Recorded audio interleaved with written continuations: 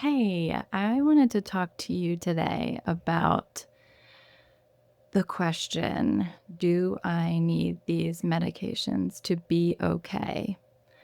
And this is a huge question for so many of us when we go through psych med withdrawal or when we are medicating and considering going off our meds or in the midst of a taper. This is just a huge question and source of doubt. And this is actually, I consider it part of the healing process. And I am going to tell you some of the truth about what it is that you need and that there is so much hope for you and that you do not need these medications to be okay. So if you're curious about why, please stay tuned and I'm going to talk about that through this video. If you're new to my channel, this is just where I share some of my healing journey and things that I've learned through coming through a really tough psychiatric drug withdrawal experience and now helping others do that, and just the things that I learn along the way that can be a help and a resource to you through this healing process. So, yeah, stay tuned if this is where you're at and what you need. I am so glad to offer what I have to support you as you heal. So, if you're interested in meeting with me, there's a link in the video description you can click on. I'd love to meet with you, or you can join one of my groups where you can get support through this healing process. So, yeah, this is a really big question for people going through psychiatric drug withdrawal. And part of it I just want to name is actually that your body is craving the drug. And so your body is trying to figure out, your brain is trying to figure out, like, what is going on? What am I missing? And how do I get it back? And so that is a huge part of what's going on in withdrawal, is that craving part of it, that your brain is like, hey, I used to not have this problem. I wasn't missing this chemical and I need it probably to be okay. And so that's part of what's going on, is is a craving from the dependency. So so I just want to name that on the front end, and that it's like so normal and so part of the healing process, and it's not unique, and it's not like uniquely highlighting to you how you actually do need this to be okay, but it's the anxiety and intensity and uncertainty is actually part of that healing process. Okay, so you might be wondering, like, will I be okay with my brain and myself after I have either like completed my taper or after I've come through with the withdrawals, like when I'm healed from this? Is my baseline actually okay? Will I actually be okay with myself? Will I actually enjoy life? Will I actually feel like myself, or will it be like I have something missing and I just don't have a lot of enjoyment? And so if you have any kind of questions like that, that is like so part of the healing process. And you might even be wondering, like, do I need these for life? That might also be like a huge question that you have. And so a lot of us were told from our doctors or from psychiatrists or from counselors or from well-meaning friends or family or stuff like that, that we maybe just need these and need to stay on these. And so I am going to talk through those different lines that you may have heard, and then we're going to talk about where those really come from and how much myths and how much poor information is really in those beliefs. And so one thing you may have heard is you have a chemical imbalance and that you need medication to be okay. All right. So I'll just say right now, the chemical imbalance theory is a myth, not true. I will put another link in this video description that is about the chemical imbalance myth, but there is actually no science behind that myth. And it was based on promoting a pharmaceutical industry so that people would take these medications. So there's really not science behind that myth. The truth is that any kind of drug, any kind of psychoactive substance that is used regularly, naturally a person becomes dependent on.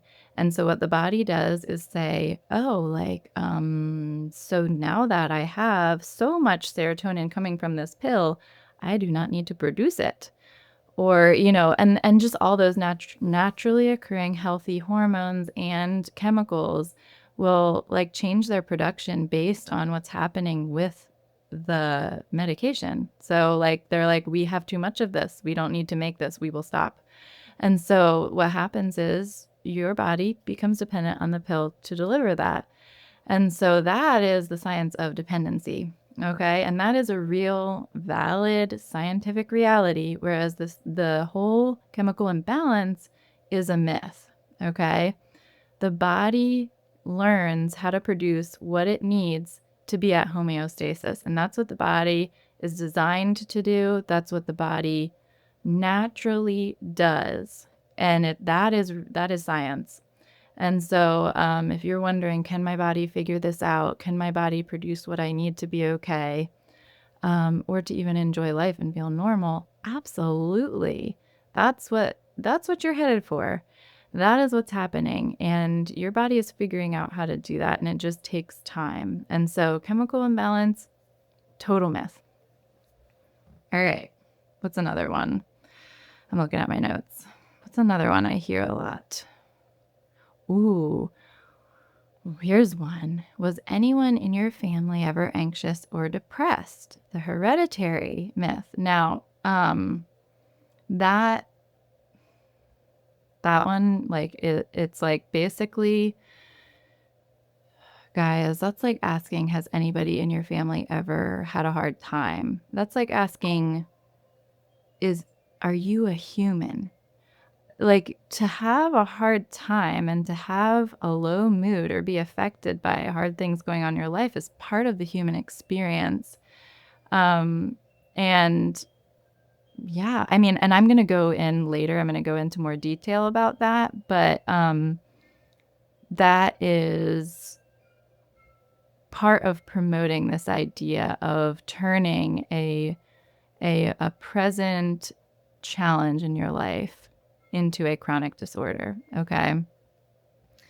Another one is that you need time to stabilize on the drug for years, a year or more, in order for your brain to recover from this mood disorder.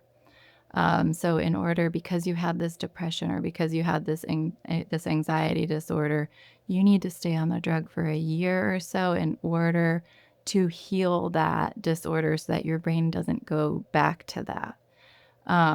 So stabilize on the drug. That's another one people hear. The other one is that, oh, it will be easy to come off.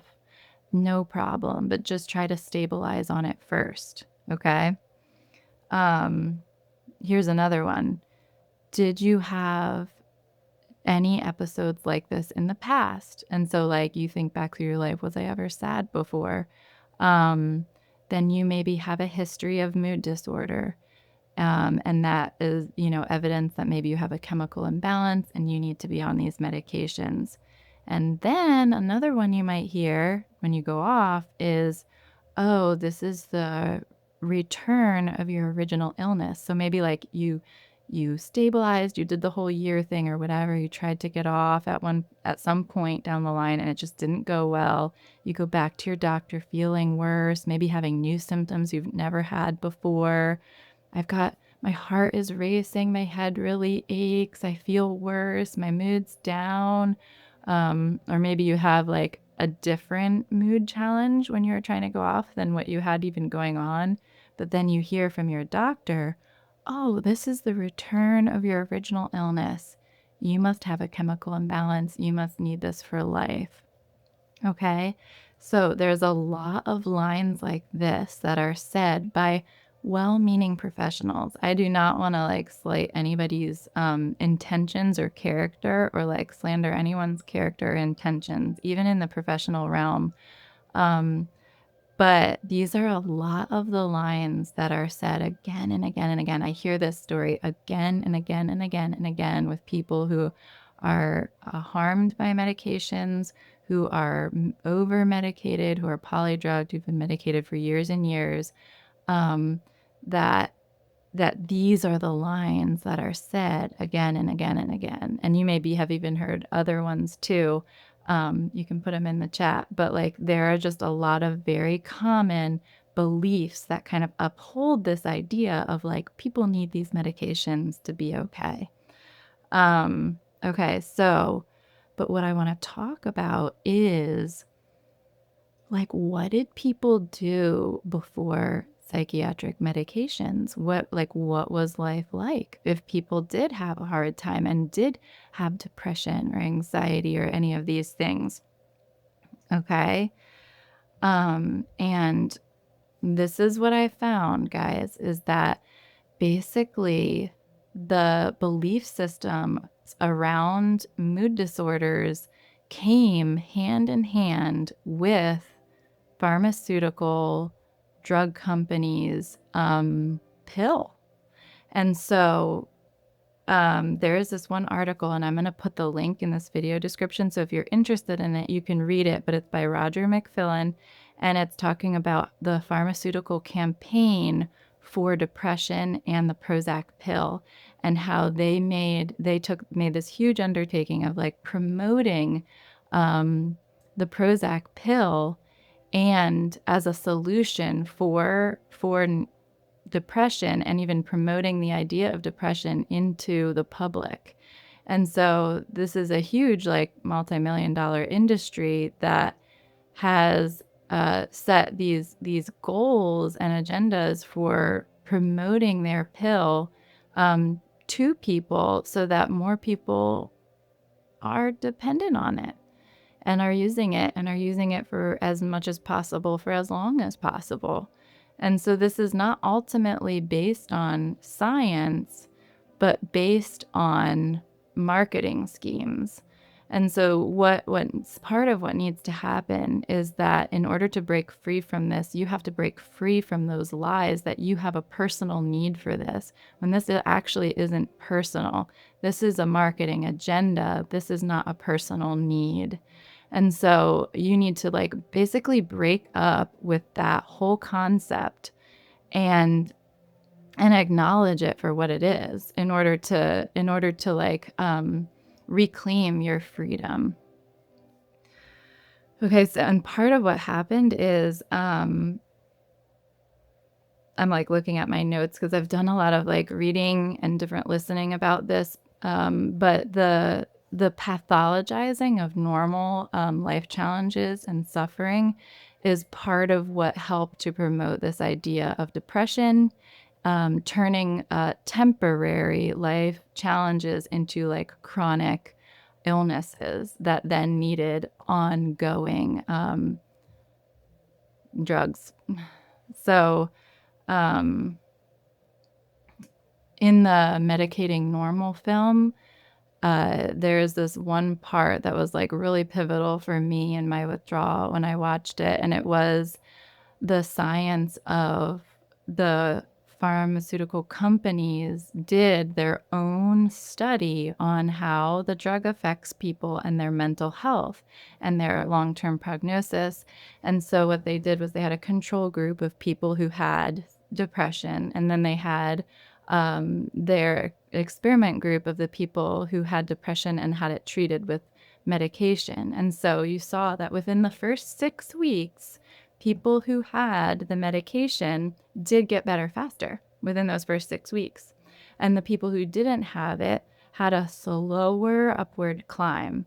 And then what happens from there on is that they both have about the same as far as like their symptoms, and their mental health is about charted as about the same. And then the people on medication have a downward trajectory that's bumpy. And so it just continues to be mental health challenges And then the people who are not medicated stabilize and stay even. And that was such an eye opener for me, because if you're someone who's been on this for a long time, part of how you've become like locked into this idea of medication is that you look back and you're like, oh, yeah, look at all the times I've been so down and my mood's so low and I've needed a med adjustment or a med upped my meds, or I've just felt down and depressed and been reminded that I need them in general. And the truth is none of those experiences of being down and of being symptomatic are actually proof that you have a chronic illness that's lifelong. What it's proof of is that you're on a medication that is not helping you actually heal at your natural baseline. And so, what you're reclaiming when you're coming off of these and you're working hard through the withdrawals, what you're reclaiming is your rights to your natural healing and your body being able to repair and recover and be resilient through suffering and life challenges. And so take heart that your body really can actually do this. You really can. Even though it feels like you can't at times, you really can. Um, okay, so there was that film. Also, so anyway, all of these articles and like debunking resources I can put in links in this video description, so you can like find those, look them up, like use them as resources for you to like back you up through this healing process, that this is not ridiculous that you are doing this. This is courageous. This takes fortitude and strength. And it is true that you don't need these and that you can be okay off of them and your body can completely recover from this. The other thing I wanted to share with you is just when you are going through this experience and you feel like at the end of your rope, or you just can't make it another day, or you're just not strong enough, or any of that, you really are going to come to grips with your own resilience. And this can be a crucible for transformation. Like, you can meet God in this. You can experience the love of other people, even though you feel cut off from it. Like, just any kind of like human resilience that is given to you, you can receive, and it might be like the support of a withdrawal buddy. It might be like, just some kind of support group, or it might be like a prayer that you regularly pray. And it might be like just your own like moment to moment coping, but you will gain confidence in your own resilience and your own ability to come through this. And it could bring you to your uttermost, like to your knees, like just in suffering. But that does not mean that you cannot heal and recover from this and have a life-changing experience even through this, and be a healthier person on the other side with more joy and more life in you. And so I just want to encourage you in that, and just let you know that like there is so much good on the other side, and like so many of these things might just be ideas you tell yourself right now, but eventually you'll be able to believe it. Like, I believe this so strongly. I'm so convinced, but I'm also reaping the benefits on the other side, where I actually am feeling better and experiencing so much joy and feeling like myself, and have like such a new perspective on my life and myself and my relationships and on God, and just more connected and grounded and at peace. And so I just want to encourage you with that. Like, you might be in the midst of the storm where you feel like I could never, ever be at peace again. And that's just not true.